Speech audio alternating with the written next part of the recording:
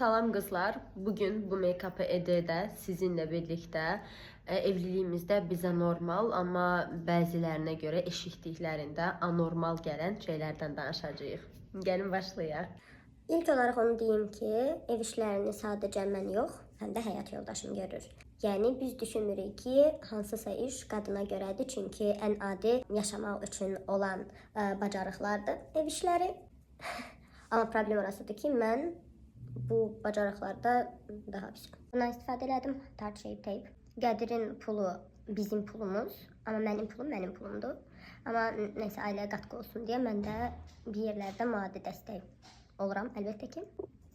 Evə əgər bir elektronik əşya və yaxud da hər hansı bir əşya, mebel də ola bilər, alırıqsa, çoxdan yox, yəni bir ay düşünüb buna qərar vermirik. Bir gün ərzində, bəzən hətta daha tez, saatlar ərzində buna qərar verib gedib ala bilirik.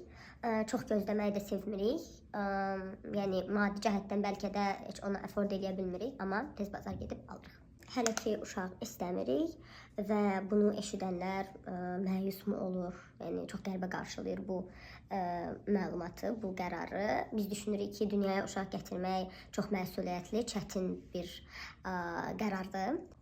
Bizim üçün bu qərar bir müddətlik rəfə qaldırılıb. Mən özümə bazarlıq edəndə həyat yoldaşıma nə aldığımı demirəm. Bəzən bəlkə də içimdən keçir, nə aldığımı deyərəm belə. Nə qəşəngdir, nə yaxşı şeylər almasan desin deyə, amma normalda demirəm.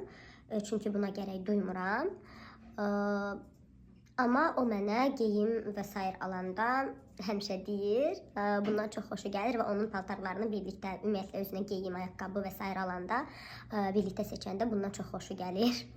Və mən də ona əlbəttə ki, türklər demiş eşlik edirəm. Hər hansısa bir restorana gedəndə və yaxud da coffee shop'a gedəndə iki fərqli içki və yaxud da yemək sifariş veririk. Amma o ikisi də çox vaxt mənim istədiyim və yaxud da gözümün kəsdiyi yeməklər və yaxud da içkilər olur. İkisindən birini seçirəm, sevmədiyimdə gəlir götürür. Nə qədər istəməsin. Mən ondan nəsə istəyəndə, əgər bu da maddi cəhətdən onu qarşılayacağı bir büdcədədirsə, onu alır. Yəni, çox da deyilmir. Amma onun dost ətrafına, dostları ilə görüşməsinə və s. qarışmamağımı həmişə deyir. Həyat yoldaşıma restorana və yaxud da coffee shop'a getmək istədiyimi deyəndə, o bunu əşi sonra gedərik, indi neyinirik, coffee shop'a gedirik, evdə nəsə var, yeməyə və yaxud da içməyə demir.